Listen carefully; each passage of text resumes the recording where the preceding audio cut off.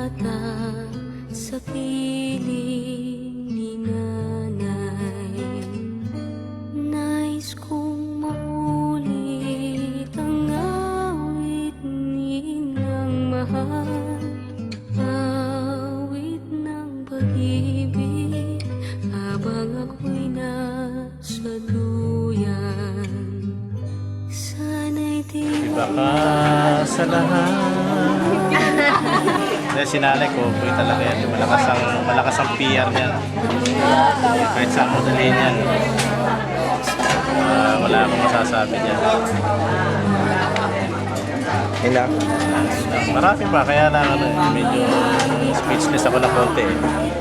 Di ka pa rin maka-recover. Medyo makarecover. At saka nakakabigla talaga. Ano siya, kumbaga sa energetic siya. Yun nga, sabi ko, malakas ang PR niya. Kahit saan mo siya dalhin. Talaga nakakapanghinayang.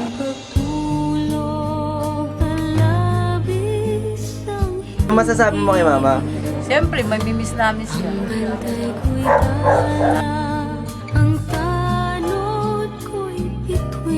Masasabi ko lang, iba siya sa lahat.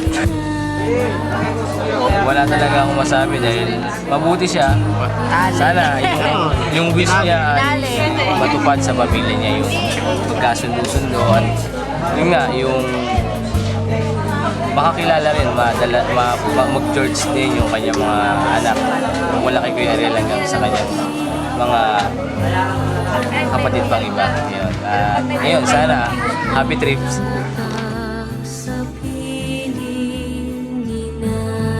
Kakaiba mama mo sa lahat. Iba siya lalo. Akala ko kasi siya yung tipo hindi basta-basta malalapitan. Pero the great ang mama mo sa lahat. Hindi mo mahihayin, ano? Oo. Hindi ko nga akalain nanay mo makakakusundo ko eh. Pero nung lapit na siya ng asawa ko sa akin,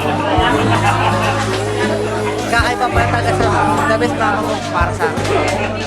Alam naman natin siya kung last 2 minutes, kakilala na pinunta siya doon si Pastor F sa tahanan, nasira siya ng salita ng Diyos, at saka yung mga nakagalit niya rito, humingi siya ng paumanhin, tawad, sabi nga, yung pagpakumbaba niya, paghingi na ng tawad sa mga taong na sa manang loob, Panginoon na nakakalam kung talagang hindi naman natin tayo pwedeng musga dahil tao lang tayo, nakakasala, ang Diyos lang ang nakababatid niya kayo.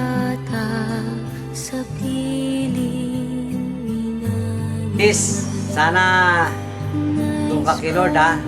Alam ko, Message ko kay tita, maraming salamat. Naging masaya ako, naging part ka ng buhay ko. And I believe maraming tao ang nabago ang buhay dahil sa'yo. Ang miss ko sa'yo ay sobrang jolly mo and sobrang masayahin. No doubt na marami kang friends. Message niyo po kay mama. Tsaka ano po mamimiss niyo sa kanya? Hello, athletes. Mamimiss talaga kita. Alam mo naman na loves kita. At alam ko ay nandiyan ka na sa mas magandang lugar ngayon. At alam ko na may plano ang Diyos ba't nangyari yan. At alam ko para pa rin sa ikabubuti ni Alvin yan. At alam ko naman yung concern mo sa kanya.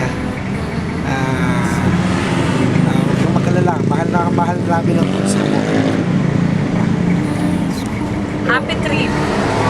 Doon. Happy needs, happy trip. Sasalubungin ka ni Jesus pag ano. Makakapili na siya, makakapagpahinga ka na. Magiging masaya na yung buhay mo, wala nang kahirapan. Hindi ka na magtitindala sa pagita. Lahat meron doon sa langit. Panalangin mo kami ha, panalangin mo kami rito. God bless. Si Astonitz, simulang naging kapitbahay namin siya.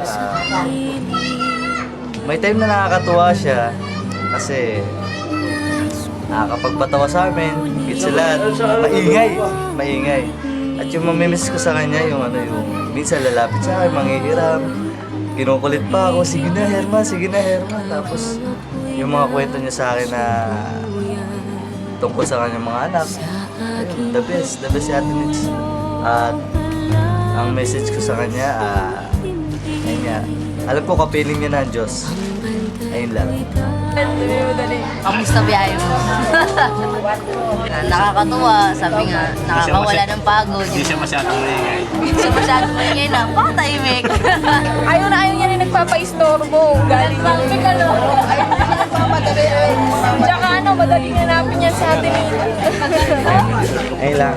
Galing hanapin. Message kay Mama. Message? Ay, kita-kits tayo dyan. Wala na. Tama sabi, sobrang bait eh. Sana maging masaya siya. I love you, Ate. Alam namin masaya ka.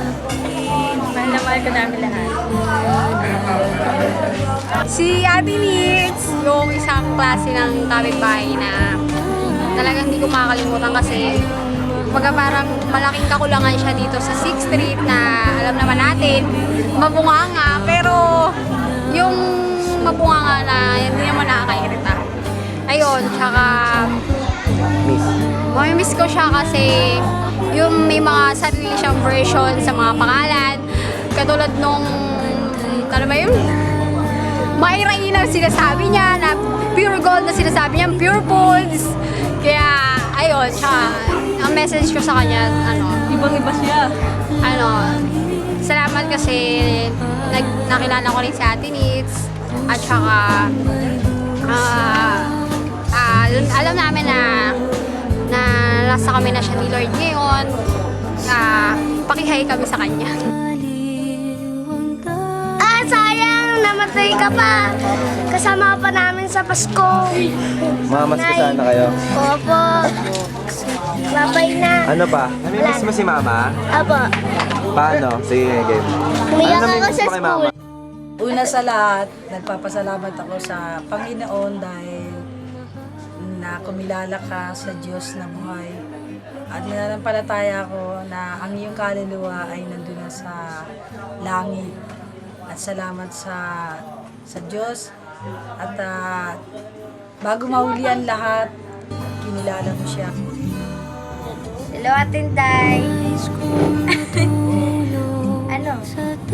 Wala nang babati sa akin kapag dumadaan ako dyan. Yan lang. Bye-bye. Ang message ko sa kanya sa makarating sa kanyang paparaunan. Thank you, Lord. Ganun.